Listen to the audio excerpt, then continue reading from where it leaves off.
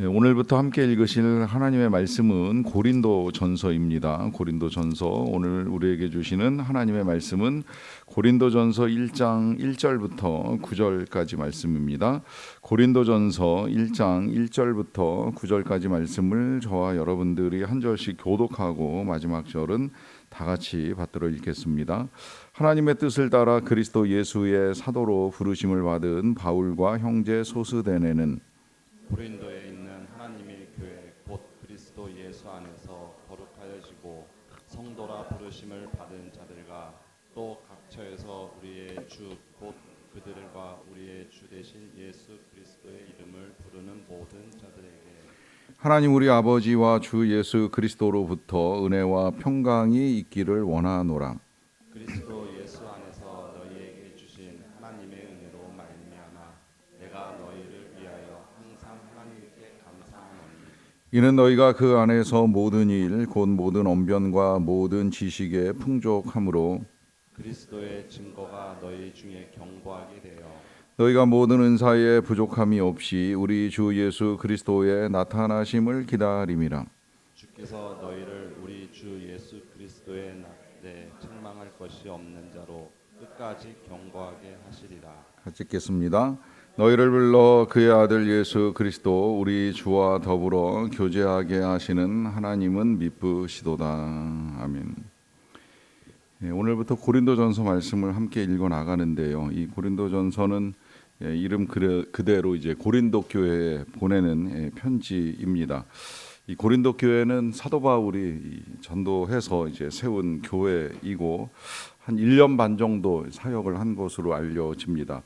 2차 선교 여행 때 이제 이 아테네를 거쳐서 고린도까지 들어가서 교회를 세우고 사역을 하다가 이제 귀국해서 잠시 머물고 다시 이제 3차 전도 여행을 떠나는 중에 에베소에 머물면서 이제 이 고린도 교회 소식을 듣게 됩니다. 거기서 온 성도들을 만나게 되고 만나서 지금 그 교회 상황이 어떠한가 하는 이제 이야기를 듣고 나서 그 교회에 이 편지를 보내야겠다고 이제 결심을 하고 쓴 편지가 이 고린도 전서라고 보시면 되는데, 편지를 쓰게 되는 건 이제 우리가 나중에 이제 보게 될 뭐 에베소서나 빌립보서, 뭐 골로새서 같이 이제 일반적인 내용을 담고 있지 아니하고 고린도 교회로부터 이제 듣게 된 이 교회의 상황, 되게 여러 가지 문제들이 일어난 것으로 보는데 그 모든 문제들에 대한 이제 사도 바울의 답변이고 설명이라고 보셔도 되겠습니다. 그런데 이것이 개교회의 문제인 것처럼 보이지만 실상은 이제 모든 교회들이 겪을 수 있는 문제이고,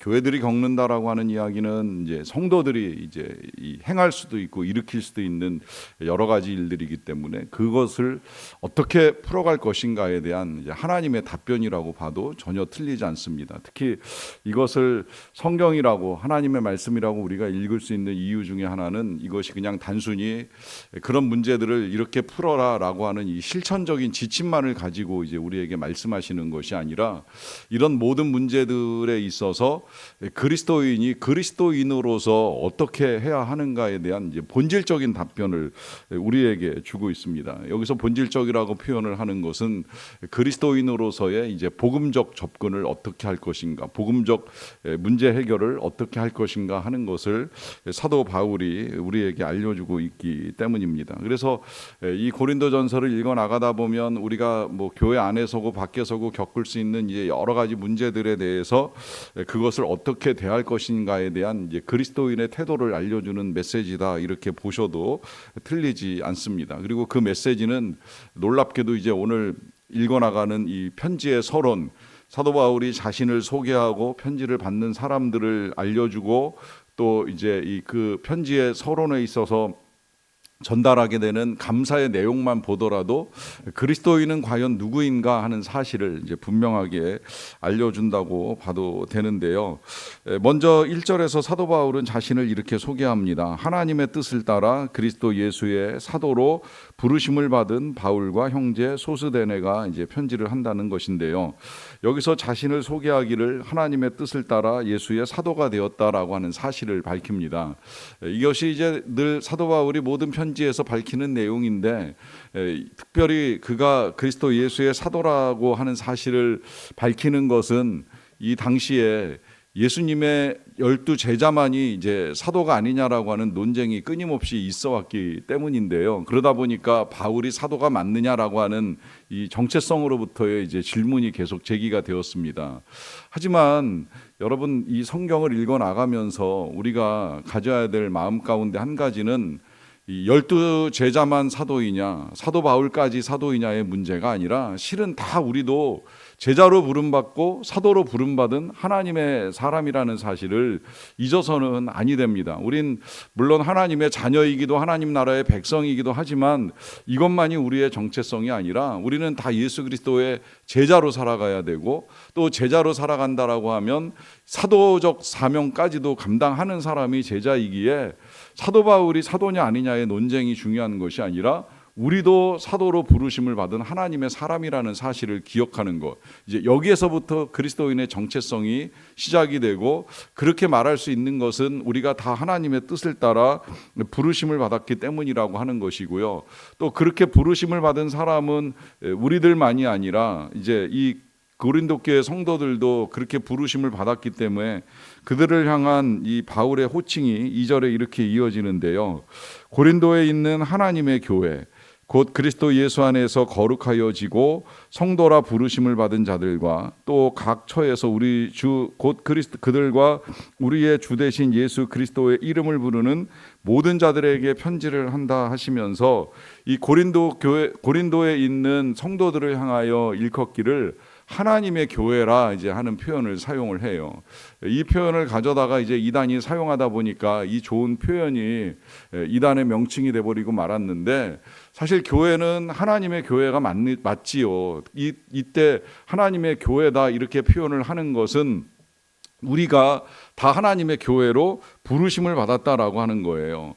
특히 이 하나님의 교회라는 표현이 중요한 건 앞서 말씀드렸듯이 교회는 어떻게 보면 사람이 세웁니다. 고린도에 있는 교회 사도 바울이 세웠다고 말씀을 드렸어요. 판교소망교회 저와 함께하는 성도들이 세운 교회입니다. 하지만 이 교회를 뭐 김창준의 교회나 성도들의 교회라고 표현하지 아니합니다. 교회는 하나님이 세우신 하나님의 교회입니다. 그리고 하나님의 교회라고 말할 수 있는 이유가 조금 전에 읽었던 그 2절 안에 들어있는 내용으로 표현을 하자면 그리스도 예수 안에서 거룩해지고 성도라고 부르심을 받은 자들이 모이는 공동체이기 때문입니다. 자, 여기서 저는 늘 이 성도라는 표현에 늘 감동을 받게 되는데요.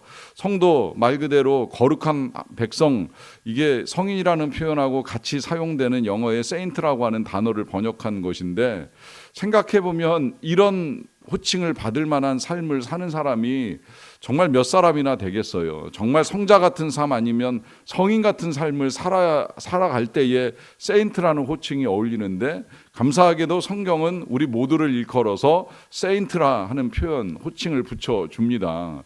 그 이유가 바로 여기에 들어있는 것인데, 그리스도 안에서 우리가 다 거룩해졌기 때문이라고 하는 것이고요. 그렇게 거룩함을 입은 사람의 특징은 또 한편 우리의 주 대신 그리스도의 이름을 부르기 살아가기 있기 때문입니다. 여기에서 이제 이 성도라고 하는 것은 그리스도 안에서 거할 뿐만 아니라 예수님을 부르는 이름을 가진 사람들이라고 하는 것이고요. 그러하기 때문에 이제 이 우리를 세상과 구별된 성도라고 하는 호칭과 더불어서 하나님의 교회라고 이제 일컫는 하나님의 백성이 되게 해 주셨고요. 그렇게 이제 부르심을 받은 자들에게 축복하기를 3절에서는 하나님 우리 아버지와 주 예수 그리스도로부터 은혜와 평강이 있기를 원하노라라고 하는 말씀을 통하여서 하나님의 백성들에게 하나님이 허락하실 은혜와 평강이 예수 그리스도와 하나님께로부터 이제 주어지기를 바라는 마음을 가지고 안부 인사를 전하고 있습니다. 그러면서 이제 사도 바울은 이제 이어지는 내용에 하나님께 감사를 드리는 것으로 편지를 이제 시작을 하고 있는데요. 그 감사의 내용이 5절과 6절에 보시게 되면 이는 너희가 그 안에서 모든 일 곧 모든 언변과 모든 지식의 풍족함으로 그리스도의 증거가 너희 중에 견고하게 된다라고 하는 말씀을 하십니다. 이 말씀은 이제 이들이 그리스도의 이름으로 모여서 함께 이제 교회를 이루어 가는데 시간이 갈수록 그들이 하나님의 백성 그리스도의 이름을 부르는 자들이다라고 하는 사실이 더욱 견고해지고 이제 분명해진다는 거예요. 그 분명해지는 것은 증거가 있는 것인데 그 증거가 이제 여기 표현된 대로 하면 언변과 지식에 풍족하다라고 하는 것이 너희가 그리스도 안에 있는 증거다라고 하는 말씀을 사용을 하시는데요. 이것은 사실 나중에 보면 이제 이 고린도 교회가 가지고 있었던 문제의 모습이기도 하지만 그 문제를 그냥 사도 바울이 너희 안에 있는 문제들이다라고 표현을 하지 아니하고 너희 안에 있는 그리스도의 증거다라고 이제 표현을 합니다. 이유는 사실 뭐 그들이 가지고 있는 그리스도에 대한 지식이나 또 그들이 받은 바 된 하나님의 은혜들이 증거가 되는 건 틀림이 없지요. 지금 이 고린도 교회가 이제 가지고 있었던 문제 중에 하나는 교회 안에 여러 가지 은사들이 나타납니다.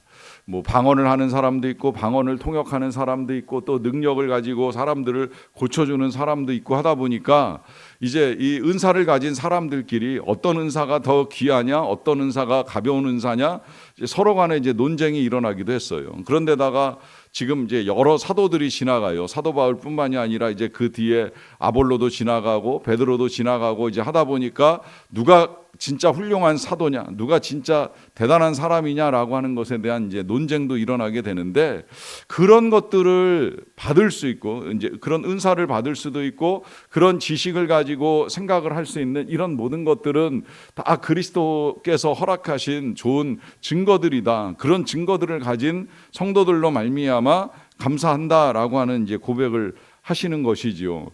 사실 이런 은사가 나타나고 이런 능력이 나타나는 건 교회로서는 감사한 일이고 또 하나님께서 영광을 받으실 만한 일인 것임에는 틀림이 없습니다. 이제 문제는 각자 받은 바 은사가 다르고 능력이 다르고 그것 때문에 이제 섬기는 내용들이 다른데 안타깝게도 그걸 가지고 이제 어느 것이 더 귀하냐 천하냐 그 등급을 매기고 따지기 시작하면 이제 이것이 교회의 병폐가 되는 것이죠.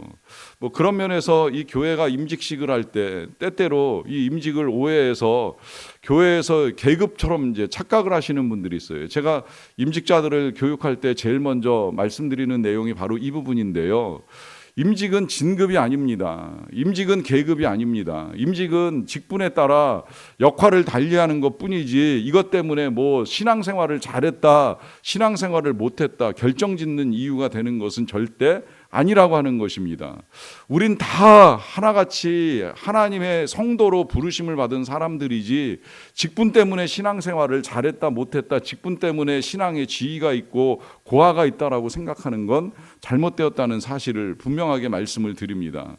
하지만 우리가 이제 주신 직분과 은사와 능력을 따라 자기의 역할을 감당하면서 잘 섬기는 것은 교회와 공동체를 위해서 이제 너무나 귀한 일이기 때문에 그와 같은 섬김의 내용들을 가지고 이제 사도 바울이 감사를 드린다라고 하는 말씀을 하시는 것이고요. 이와 더불어서 이제 7절에서는 이렇게도 이제 감사를 드리는데요. 너희가 모든 은사에 부족함이 없이 우리 주 예수 그리스도의 나타나심을 기다림이라라고 하는 것인데 여기 이제 사도 바울이 또 하나 이 고린도 교회 성도들의 소식을 들으면서 감사하는 것은 그들이 주 예수 그리스도의 나타나심, 다시 말하면 예수 그리스도가 다시 오실 것에 대한 소망을 가지고 기다리고 있다는 사실에 대해서 감사를 하고 있다는 거예요. 이 부분 참 중요한데 오늘 우리 시대에 이제 언급도 잘 안 되거니와 우리의 신앙에 있어서 희석된 부분이 아닌가 하는 생각이 듭니다. 여러분, 우리가 이 세상에서 어떤 형태의 삶을 살아가는 그리스도인이든 간에 분명한 건 그리스도의 재림을 소망하고 그리스도를 만나게 될 것이다라고 하는 것이지요. 잊지 마십시오. 이 사실을 기억해야 우리가 이 땅에서 어떻게 살아야 하는가라고 하는 것이 분명해집니다. 이걸 기억하지 못하면 이 땅에서의 삶이 이 땅에서 끝나는 것처럼 생각하고 살아가는 사람들이 우리 안에도 점점 많아지고 있는 거 아닌가 하는 생각이 드는 거예요. 여러분, 우리는 분명히 주님을 다시 만날 사람들입니다. 만날 때 어떻게 만나야 하는가? 사도 바울이 8절에서 이렇게 말씀하시는데요. 주께서 너희를 우리 주 예수 그리스도의 날에 책망할 것이 없는 자로 끝까지 견고하게 하시리라. 하는 말씀을 하십니다. 자, 이 말씀은 우리 주 예수 그리스도의 날이라고 하는 것은 예수 그리스도께서 다시 오시는 재림의 날인데, 그 날에는 우리 예수님도 분명하게 말씀하시기를 이 양과 염소를 좌우편으로 나누고 이제 양들은 영생에 들어갈 것이고 염소는 영벌에 들어갈 것이라고 하는 분명한 말씀을 하셨습니다. 이 말씀은 우리 주님이 다시 오시게 되면 심판이 있게 될 것이고, 그 심판 때에는 영생에 들어가는 자도 있겠지만 책망을 받을 자도 있을 것이다라고 하는 말씀에 근거하는 것인데요, 그 날에 책망할 것이 없는 자로 견고하게 서게 된다면 이것이 얼마나 귀하고 감사한 일이겠는가 하는 사실을 다시 일깨워 주시는 것이지요. 그러하기 때문에 이제 마지막으로 9절에서 감사하는 내용은 너희를 불러 그의 아들 예수 그리스도 우리 주와 더불어 교제하게 하시는 하나님은 미쁘시도다라고 하는 말씀을 통하여서 우리가 그리스도 앞에서 서게 될 때에 책망할 것이 없는 자로 온전히 서기 위하여 주님이 또 한 가지 우리에게 베풀어 주시는 바 귀한 은혜는 주님과 더불어 교제하는 삶을 살게 하셨다는 거예요. 그 교제하는 삶을 살기 위하여 우리는 예배를 드리기도 하고 또 묵상을 하기도 하고 기도를 드리기도 하면서 주님과 함께하는 시간을 갖게 되는 것이지요. 이렇게 이제 오늘 본문을 쭉 읽어 나가다 보면 그리스도인의 삶 전체가 이제 어떻게 흘러가는가 하는 아주 중요한 복음적이고 본질적인 흐름을 우리가 이해하게 되는데요, 우리는 다 하나님의 부르심을 받은 사람들입니다. 하나님이 불러주시고 택해 주셔서 하나님께 나올 수 있는 은혜를 입은 사람들이고요, 그렇게 부르심을 받았기 때문에 이제 우리도 주 예수 그리스도의 이름을 부르는 자들이 된 것입니다. 그리스도 안에서 주 예수의 이름을 부릅니다. 자, 이때 이름을 부르는 것, 주님이 우리를 불러주시고 우리가 주님의 이름을 부르는, 여기서부터 이제 교제가 시작이 되는 거예요. 그 교제를 지속시켜 가기 위해서 우리는 예배를 드리기도 하고 묵상을 하기도 하고 기도를 드린다고 말씀을 드렸습니다. 자, 이렇게 교제하는 삶의 종착지가 어디인가? 그리스도의 날에 그리스도를 만나는 것입니다. 책망할 것이 없는 자로 만나는 것입니다. 준비된 자로 만나는 것입니다. 기쁨으로 주님을 만나는 것입니다. 그래서 우리의 삶은 부르심을 받은 날로부터 시작을 해서 주님과 교제하는 이 모든 일생과 마지막 날에 이르기까지 하나님께서 우리에게 베풀어 주신 바 모든 것들을 감사하며 살아가는 삶이 되는 것입니다. 오늘도 주님과 교제하시면서 주님이 주시는 은혜와 평강을 누리시고 감사로 충만한 삶을 사시는 저와 여러분 되시기를 간절히 축원합니다. 기도하겠습니다. 사랑과 은혜가 풍성하신 아버지 하나님, 감사합니다. 그 은혜로 말미암아 우리를 택하사 하나님의 교회 성도가 되게 하시고 그리스도의 이름을 부르며 살아가게 하신 은혜를 진심으로 감사드리옵나이다. 그렇게 그리스도의 제자로 사도로 부르심을 받았기에 오늘 하루를 시작하는 동안에도 우리가 홀로 살아가지 않게 하시고 그리스도 안에서 그리스도와 교제하며 그 기쁨과 은혜를 누리며 살게 하신 은혜 진심으로 감사드리옵나이다. 이렇게 예배로 하루를 시작하며 주님과 교제하는 삶이 이제 오늘 하루뿐만이 아니라 우리의 일생 동안 이어지고 결국에 우리가 그리스도 예수를 다시 만나게 될 것이기에 우리가 그리스도의 날을 소망하며 하루를 살아갑니다. 그날에 책망할 것이 없는 자로 기쁘게 주님을 만나는 은혜를 누리기 위하여 오늘도 주심받은 우리의 모든 시간과 삶을 주님 안에서 아름답게 만들어가는 자들이 되게 하여 주시옵소서. 우리를 그리스도의 사람으로 세워주시고 그리스도의 제자로 주님을 따라가는 자로 만들어 주셨사오니 하나님, 이 삶에 합당한 삶을 살게 되기를 원합니다. 우리에게 주심받은 은사와 능력을 가지고 가족과 이웃을 섬겨나가며 우리의 힘으로 할 수 없는 것들을 주님께 의탁하고 기도하는 가운데에 주님이 더하여 주시는 은혜와 능력으로 오늘 하루도 잘 감당하며 살아갈 수 있게 되기를 원합니다. 그렇게 살고자 하는 모든 백성들에게 필요한 것들을 아시는 대로 채워 주시옵소서. 무엇보다 성령으로 충만하게 하여 주시기를 원합니다. 성령의 은혜로 힘입고 성령의 능력을 힘입어서 기쁘게 살아가고 감사하며 살아가고 또한 하나님께 영광을 돌리는 삶을 살아가는 모든 주의 백성들이 되게 하여 주시옵소서. 이들을 통하여 변화되며 가정이 변화되고 주변 사람들이 하나님께 영광을 올려드리며 하나님의 이름이 높임을 받는 아름다운 역사들을 이루어 갈 수 있도록 도와주시옵소서. 오늘도 열방에서 수고하시는 선교사님들을 강건하게 붙들어 주시고 그들을 통하여서도 그리스도의 이름이 널리 전파되는 은혜의 일들을 이루어 갈 수 있도록 하나님께서 함께하여 주시옵소서. 나라의 일꾼을 뽑는 선거가 이틀 앞으로 다가왔는데 하나님, 국민들에게 지혜로운 판단력과 분별력을 주시고 정말 지역과 국민을 위하여 선하게 일할 사람들을 세워나가는 일들을 아름답게 진행해 갈 수 있도록 도와주시옵소서. 모든 일들을 통해 우리를 다스리시는 만왕의 왕 하나님의 이름만이 높임 받으시기를 원하옵고 예수님의 이름으로 기도하옵나이다. 아멘.